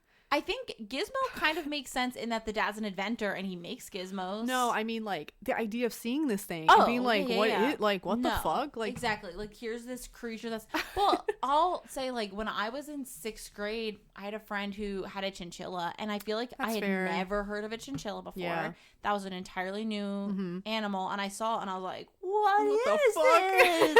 So I'm assuming it's kind of like that's that same moment. Some sort of like exotic animal. Yeah. So Barney the dog licks Gizmo. It's like cute. Yeah. And the mom goes to take a picture and he screams like bright light.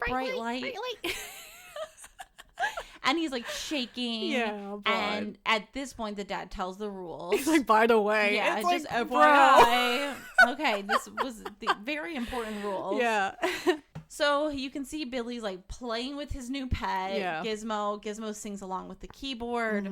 He puts a Santa hat on him, but when he goes to look in the mirror, the bright light of the reflection of the mirror scares him. He falls into the garbage and gets hurt. And then he brings him into the bathroom, and I was like, oh no, there's water. I know. I was like, Billy, you dumb bitch. I thought he was going to like rinse his head, and I was like, oh my God, don't do it, don't. And he just gives him a little bandage, which is nice, but I don't know if that was just a tease to get us nervous. I think so. And it's like, Billy, you're already fucking up a lot. Like. Right. Come on, man.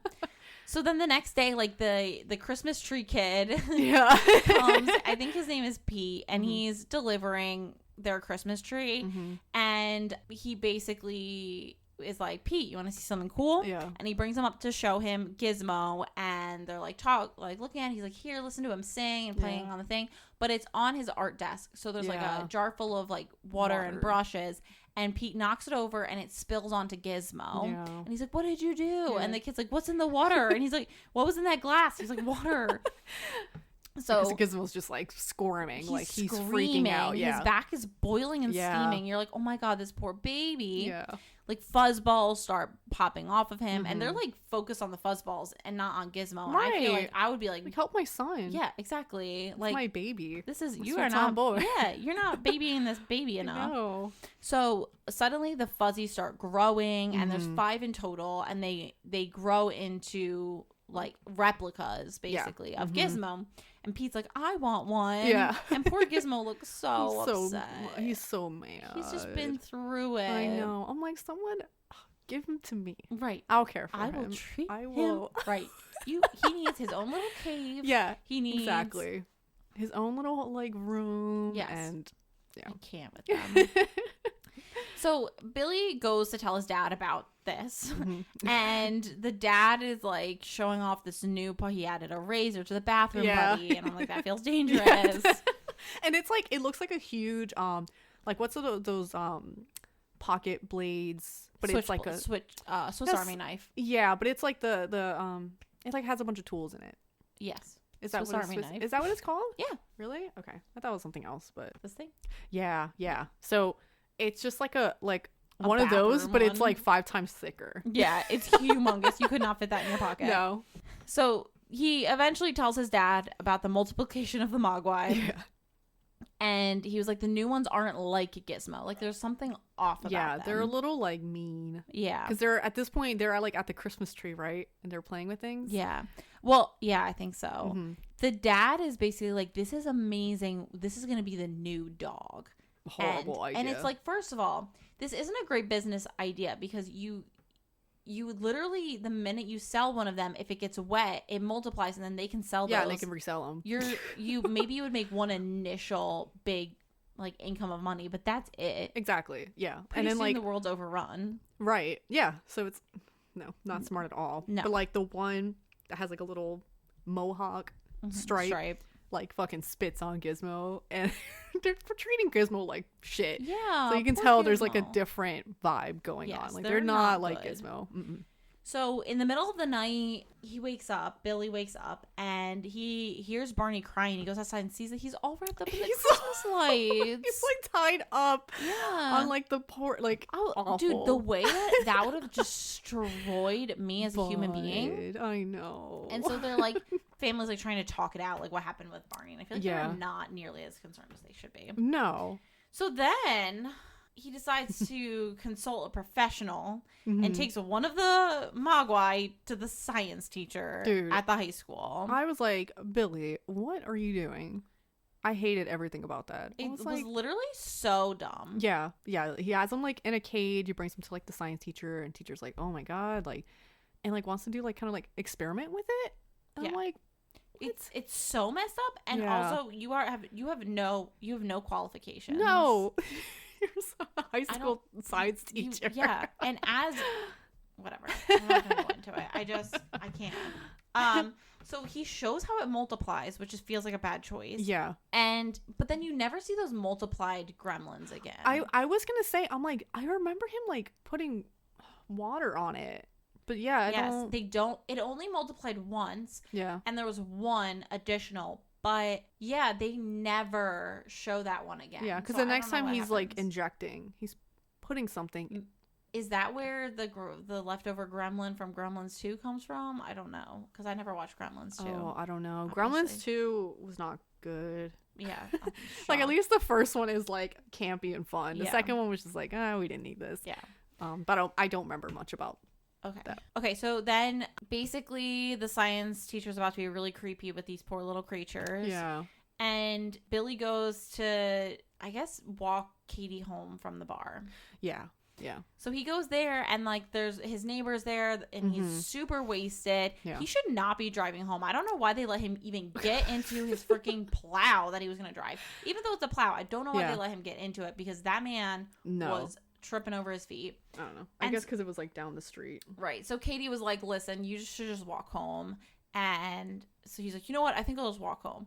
And this is the first time he talks about gremlins. He makes some comment about gremlins. Yeah. And that's where eventually the term comes for the movie. So Billy walks Kate home, and there's like this weird scene. I'm actually surprised. I probably should have made this be the deleted scene, because it was like super random. It's the first time Billy ever learns about seasonal depression. And Katie said, and I had to write down this direct quote because this is so messed up. Katie says, when everyone else is opening up their presents, they're opening up their wrists. Katie! She was very, I don't want to say dramatic, but kind of like, she was just very upset because like Billy was talking about like Christmas and stuff, and she's like, not everyone loves Christmas, not everyone loves the holidays, and she just like goes on this rant, and Billy's just like, oh sorry, okay, oh yeah, and so she doesn't celebrate Christmas. Wonder why? Yeah, what we find out, and it's horrendous. So basically, he asks her out, and she says yes after this. Even though after that wasn't a great interaction between them, she's still like, you know what? Yeah. I mean, Billy's cute. He's a cutie. So. Yeah. I mean, so then you see the science teacher, and he's got a needle in his hand. He's like smiling, and I'm like, why do you have to be like weird? He takes blood from between the toes of the poor little gremlin. And I wrote, the duplicates are annoying AF. Dude, they're the fucking worst because they're like crying in the box, right? Yes, they're screaming in the box. And he looks over at his clock. Billy, this is back to Billy. And he looks over and he's like, you know what? It's only 11:35 or whatever it was. Too close to midnight for me. Too close. I still wouldn't mess around. But he's like, I'll give you some chicken. So Gizmo's like looking at them like, ugh. Yeah, disgusting. And he tries to offer Gizmo some chicken. He's like, no, I don't want the chicken. Yeah. Which shows you that Gizmo has some awareness. Right. Yeah. Because even when they first came out of him, he was like upset. Yeah. So Gizmo's definitely like aware. Yeah. So then you see back to the scientist. He's eating and doing research, which I feel like you shouldn't do science and eat at the same time. It feels like very much not what you should be doing. That's fair. It's 2:20 in the morning. Yeah, I'm like, what are you still doing in this like lab? I guess he's too excited about literally nothing. Like, would get me to stay in a high school science classroom. No, past my contractual hours. Yeah, absolutely not. But whatever. So he leaves his sandwich out like a psycho. Like, no one would ever do that. And if you do, like, Yeah, in a lab, like that sounds right, awful. So the Mogwai obviously gets it. Yeah. So then the next day, Billy sees there's these giant chrysalises. Yeah. And that's the Mogwai. Yeah. It's just like these big like eggs kind of, and it's all saliva. Right. It's disgusting. And the mom's like, did you feed them after midnight? He's like, no. And then he lifts his clock and he realized it was chewed through. So the Gremlins like waited until the right time and then chewed through so they would still get their food because they wanted to. So they're also evil. They're also aware. They know what would happen. So there's so much goo. It's disgusting. It's gross. So then the scientist is like breaking open the cage in one because scene. it's like packed, like it's all in the cage and it's breaking through pretty much. Right. And then you see that like the dad is at an inventors convention, which is so funny. And he took the dog, right? So I think that what he did is on his way he dropped the dog off at his mother or the grandmother's house. Yeah. So that Mrs. Deagle couldn't get him because after that incident with Barney, they didn't want that poor boy. Exactly, because they were adamant that it was her, or at least Billy was like, it was definitely her, but it was not. No. It was a little shits. So, Mrs. Deagle once again threatens Barney, and she's just like a bad person. Yeah, she fucking like literally sucks. the worst person. So, the pupas start opening, and the teacher is like having his classroom. He's dismissing the class. Yeah. He's like, y'all want to get me a, Maserati for Christmas? Feel free. And the teacher calls Billy and was like, it's hatching. It's hatching. Yeah. And so, that at the house, they're hatching as well. And poor little Gizmo's like hiding in this helmet. And he's so scared. And then there's like a Snickers ad placement where the scientist is like, are you hungry? You want a Snickers? Yeah. And for some reason, he's not turning the lights on. I guess he doesn't want to scare the creature, but I don't know. But it has like this long, gross, clawed hand that goes to grab it. And I'm like, I would not fuck with that shit. Absolutely not. Then basically, his arm gets dragged. He gets pulled under. Yeah. And then the next thing you see is Billy comes into the classroom. And he sees that there's a tranquilizer in Hanson, the teacher's butt. Yeah. And I thought it was a tranquilizer. Turns out it was literally something that killed him. He was dead. He's for sure definitely dead. Which I didn't realize. I was living a more innocent life, I guess. So he was like halfway under the desk, right? Yes. And it was, I just thought he was asleep. Nope. Unfortunately not. No. Gremlins leave no one alive. No. So he tries to use the phone, but the little gremlin scratches him, and then the gremlin like tries to eat an apple and is not interested in the apple, but does start eating glass. Priorities. Yes. So at this point, I'm like, you should probably find some way to get the police because this thing is on the loose in the school. Yes. He goes to the nurse's office, gets a bandage, and that's when we see the creature for the first time. He's hideous. Yeah, he's a little gross guy. Super gross. Then you go back to the house. Poor Gizmo is stuck to a dartboard and they're throwing darts at him. Everything they do to Gizmo, like, it's so fucked up, but it's like so funny. I'm like, y'all are so mean to him. Dude, they are so mean. He is your father, basically. I guess because he doesn't want to be evil like that. And they're like, you're a little shit. And so they're throwing fucking darts on him. My God. Not on him, but like at him. Yes. Poor thing. So the mom hears things going on and she grabs a knife and then poor Gizmo ends up falling down the dumbwaiter, but he's safe there. He's good. It's honestly for the best. Yeah. So Billy calls the mom and he's like, get the hell out of that house. And she's like scared, and then the record starts playing. Like there's this record player that starts playing. Do you hear what I Oh my God, dude, you are just like so. Your memory is so good. I'm like music. Things that I just remember. So then you see that like one of the creatures, this gremlin, is eating cookies, and here's the thing: the mom doesn't know anything about these creatures yet. All she knows is that these pupas hatched, and now there's these random creatures in her house, and one of them is eating a cookie. Yeah. Well, she decides that means they must die. Yeah. She goes at it. She went 0 to 100. She did. That would not have been me. I would have been like, come here, little buddy. Or like try to cage it or something. Yeah. I mean, they looked evil. But I probably would just left the house, to be honest. Yes. I would have heard things in the kitchen. I would have just fucking left. But Yeah. she's like, not in my kitchen, bitch. And she Yes. just goes and fucking stabs it. Yes. And so that one goes into a blender. Yes. She kills it that way. Green blood everywhere. Mm-hmm. Another one she stabs. Yeah.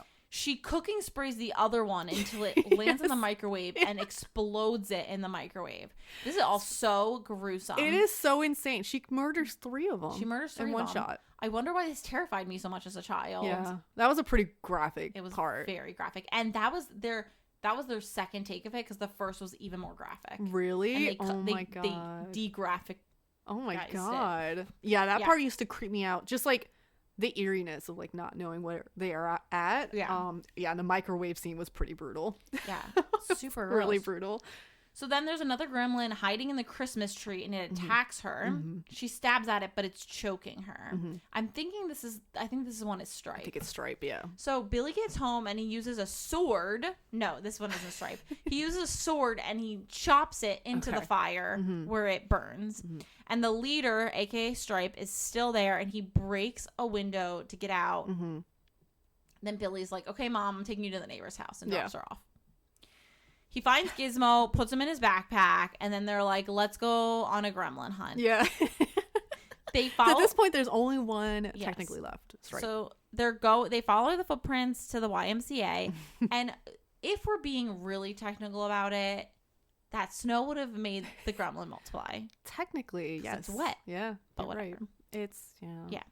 An alarm goes off while they're inside the YMCA. The creature attacks and scratches them, and it ends up going into the pool. And suddenly the pool starts boiling like a cauldron. Like it's green, lit Awful. up, smoking. It's horrible. And you're like, something really bad is about to happen. And there's like an awful sound. Like, Yeah. it's just so eerie. Like, I didn't like that scene either as a kid because it was just so creepy. No. So Billy goes to the police station to tell them, and what are they doing? They're getting drunk and making jokes, which Well, feels it's like Christmas Eve. you're at your job, though.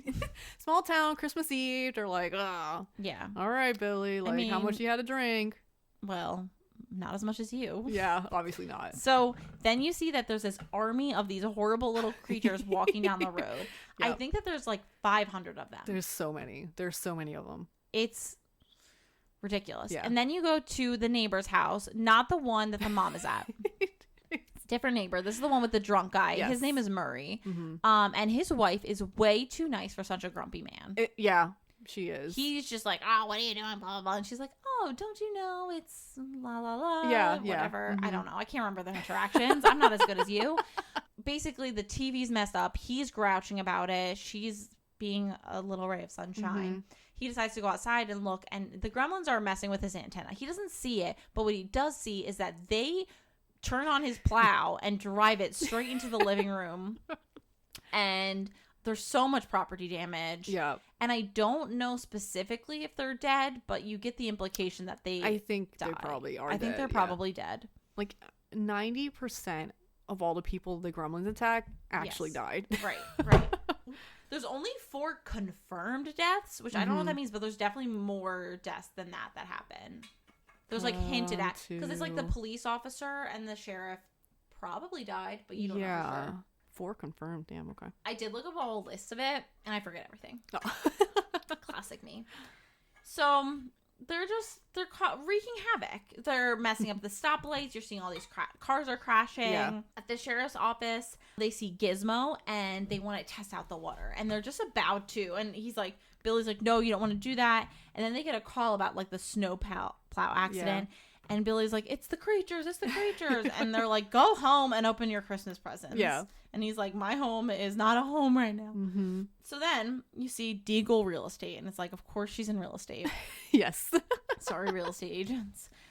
So she's going down the steps with a chair rail, and no hate on her, but it's just very villainous. Like, she has a cat in her lap that she's stroking. She has like 15 cats. Yes. I'm like my future. There are lots of cats. Yeah. Yeah, I'm pretty sure. Oh, I didn't write that it was your future, but I was definitely thinking about it. Yeah. The house is a disaster. Like, she is not well put together, any Mhm. of that. There is a gremlin in her house, and she has a pitcher of water. And I was like, oh my God, she's going to make them multiply more. Outside, there's gremlins singing. It's like Christmas Carol. Christmas caroling. They're like dressed up Yes. in like like attire. Holiday. Like, yeah, and I'm like, Yeah. where they really were like, let's just get clothing that Yes. somehow fit us and just sing because it'd be funny. Yeah. Yeah. So she locks the door and she yells, "They've come for me. Come for me. I'm not ready yet." I'm like, this girl knows. This Yeah, woman she knows. where she's going. Yes. Yeah. And like during this, the one that was in the house was messing with her chair. Yes. So he like raised the chair rail and she ends up going up it to get away from them and goes flying out the second story window. And for sure is dead absolutely. on the floor. Absolutely. So another gremlin is basically cutting the brakes on the police officer's car. They're just like little shits. They are the worst. They are. One of them is some of them are attacking Santa. The sheriffs don't seem to see the gremlins clearly. They're like, "What's that on top of Santa Claus?" Yeah. And then the other police officer's like, "Let's go, let's go, let's go." And it's like, dude, this is literally your job. Yeah. What do you, yeah, no, they're protect and serve, not so much. Yeah, they're like, well, we got these jobs because it's little towns. We don't have to do anything. I mean, yeah, they just want to do speeding tickets. So they leave without helping. Yeah. P is like hitting the gremlins with a slingshot. Yeah. And he ends up like, I don't know, snipping the Christmas lights or whatever. The police car flips and you get the idea that basically those guys are dead. Yeah. Presumably. We don't know for sure, but it flips. For once, Billy is able to start his car. So exciting. And you can hear on the radio station, the radio hosts are getting attacked by the gremlins. It's just a hot mess everywhere. Yeah. Meanwhile, the dad can't get a hold of the family. And he's still trying to sell like usual. Yeah. He's like at a gas station. He's trying to pawn off this smokeless ashtray. Yeah. And so he leaves, like the guy is like releasing the smoke from the smokeless ashtray and like dying. He's like coughing up a lung. There's so much smoke coming out of it. So then you see this scene where the gremlins are at the bar smoking, drinking, and destroying the place. I really should have made that my most memorable scene. Oh my god, it's definitely mine. Because it so was out there. Absolute chaos. It's so out there. It's so funny. It's like absolutely ridiculous. Kate is still serving them. She's serving them. One of them has like 15 cigarettes in his mouth and she's lighting them. She's trying to light it, but he gets scared of the fire. Oh, that's right. Yeah. Another gremlin is mimicking, like flashing her. Yeah. Like he doesn't have anything to flash, but he's flashing her. No, he's flashing her. Some are playing poker. Yeah. One of them at the poker table is dressed like this fancy lady. That was really funny. I wrote, this is like a fever dream. Yeah, and then the one is like a workout gremlin. A workout, flash dance. And then another one is like gloomy at a table by himself. Yes. And this one has like a bumblebee puppet. He's like, yes. And it's like so random. Dude, like, they must have had so much fun planning this because it's absolute chaos. It was definitely my favorite scene as a child. Yeah. So she realizes that the camera light debilitates them. So she starts flashing the camera, taking pictures to disorient them to get out. Then there's a gremlin with a gun. He's got a mask on. He's got a mask on, and he starts shooting at her. Dude, I was insane. It was so crazy. So insane. So Billy shows up with his car and saves her. And at this point, the car now will not start again. So they have to run for it. They go into the bank, and this is when Katie tells the sob story about why she hates Christmas, which is literally absolutely insane. Insane, ridiculous. Yes. Horrifying. All of everything. The above. Yes. Basically, she was 9, decorating her Christmas tree, and her dad never came home. And so a few days later, they like their search parties. No one ever found him. A few days later, she tried to light a fire, and the fireplace. And that's when they realized that her dad was in the chimney. He was dressed as Santa, and when he went down the chimney, which is insane. Like, who in their right freaking mind would be like, you know what I'm gonna do to surprise my child? Jump down the pretend like you went down the chimney. You have to be the dumbest bitch. Yes. To be like, yeah, this is a good idea. No. Anyone that's absolutely on him. Because he like slipped and like break his neck or something. Yeah, he died instantly. So he wasn't like suffocating up there, but a body was just in their chimney for like days. Right. Their father's body. Yes. Which I listened to. I don't know if you're up to date on And That's Why We Drank, but they did like a whole episode on bodies found in chimneys. Because I was gonna say, I'm pretty sure there was something similar. Yes. Things like this have happened in the past, but I don't believe anything where it was like a normal man decided to go down his own chimney. Yeah, no, it had to be like people, someone robbing. or something goes wrong like and they that. fall in or something. I don't Yeah. fucking know. So that was a wild story. And I'm like, yeah, I wouldn't like Christmas either because that's traumatizing. Yeah. It's like Oh, cool story. Cool story, but we have to get the fuck out of here Right. and figure out this gremlin situation. Exactly. All the gremlins are in the movie theater watching Snow White. And they love it. They are They're absolutely loving it, singing along to it. Hi ho, hi ho. It's great. So Billy decides that they're gonna blow up the movie theater. Yep. So they go. They're all in there, so. So this is what I said was the most memorable Okay. scene, because coming up with the idea to blow up a movie theater is beyond. Yeah. I don't know why that's what his initial thought was. My thought was, let's find a way to get some sunlight in here. His thought was, let me do massive property damage and explode. How many people have already died from them anyway? Right, but it just felt like the most chaotic option. It was a pretty, especially coming from Billy to be like, we'll just blow it up. Right, right. It felt a little extreme. Mm-hmm. So he's releasing gas into the theater and lights a fire, and the gremlins notice them and give chase, but they end up getting locked in. Yeah. The theater explodes. Mm-hmm. Everyone in it dies, aka all of the gremlins die. Gremlins. But Stripe survived because he had seen a little sign in the department store that said candy and wanted to go. He wanted some snaky snacks. Yes. So they go into there because they need to make sure he doesn't multiply again. Mm-hmm. And so he tells Katie, go find a light switch, and then he kisses her for the first time. Ooh. It was like such a lame kiss. So romantic. Okay. So he kisses her. It's not like the most romantic kiss of all time. Yeah, it's just their first kiss, I guess. Kiss. It's like not, it's whatever. It could have been so cinematic. It could have been. Could have, should have, would have. We're focusing on the gremlins here. Yes. So the gremlin comes on TV and Billy smashes the TV with a bat because that's obviously terrifying. Stripe throws a ripsaw blade at Billy. Yeah, he's just going at him. It's just so much violence. Yes. Gizmo ends up getting away from Katie. Mm-hmm. And Stripe is trying to crossbow Billy. And he ends up getting him in the arm. Mm-hmm. Billy is very bloody. And then Stripe has a chainsaw and somehow gets stopped by a baseball bat. I don't know how a baseball bat can stop a chainsaw. Yeah, it had to be a pretty shitty chainsaw. Because Billy puts it above his head. Yeah. And the chainsaw hits it, so it's like moving. Yeah. It's clearly not a wood bat. It has to be a metal bat. And whatever, it doesn't matter. It's fine. Gizmo's in a Barbie car. Yeah. He's driving fast. Yeah. He's looking cool. He is. And you hear like the reference to a race movie that he was watching earlier. Yeah. Casey ends up breaking into the breakers and turning on the lights. Mm-hmm. Stripe sees water and a gun. So he's got a one track. Like, he knows what he's going for. I'm going to multiply. I'm going to kill. So Barney then, the dad is on his way back, and Barney sees the department store and senses with his incredible dog senses that Billy's in danger. So he jumps out and goes into the store. Stripe shoots at Billy while standing on the water fountain. He's like on the verge. He ends up touching the water, and it's boiling. It's going wild. And at the same time, Gizmo goes flying. His car's in the air. He's airborne. He lands. He pulls open one of the. It's like a rope to open a window.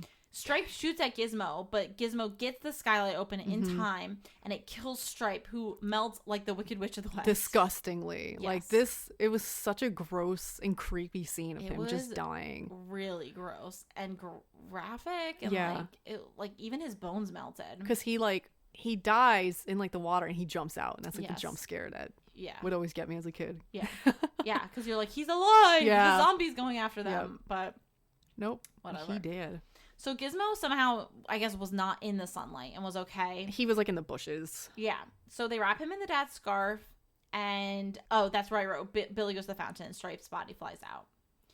So then you see they're all watching the news, and they're at home, comfy, relaxing, and the news is like basically saying, mass hysteria caused all these incidents. Yeah. And it's like not a single person pulled out their camcorder to record these. It's a different era. Different era, yeah. No one's thinking about that. The guy from the shop shows up at the house and is like, me. Oh my gosh, that was really loud. I'm sorry. You're welcome. You should be sorry. How dare you sneeze? So the guy from the shop at the beginning of the movie shows up and he tries to take Gizmo. Yeah. And they talk to each other. So he's talking to Gizmo. Yeah. And he's like, you understand him? And then the guy's like, all you need to do to understand, to listen is what you to need understand to, is listen. Yeah. Mm-hmm. And then you listen and Gizmo's saying, bye, Billy. Bye, Billy. And then he's like, maybe one day you'll be ready. Right. You're not ready now, but maybe someday you will be. So then the dad goes up to the guy and he apologized for what happened. And he's like, here to make it up to you. This is a smokeless ashtray. There's only 2 in the world. And he's like, oh, I know what it is. The gas station guy tried to sell it to me. So he takes it. And then as they're leaving, Gizmo's singing the Snow White song. And then the final scene looks like it's kind of like a painting. And you hear the narrator's voice come on, which is the dad, say like, oh, if anything weird happens to you, could be a gremlin. It might be a gremlin. Yeah. So I just want to say I took photos of because look at his face. Stop. That and the part where he like flies up and hits the fucking I thought it was so funny.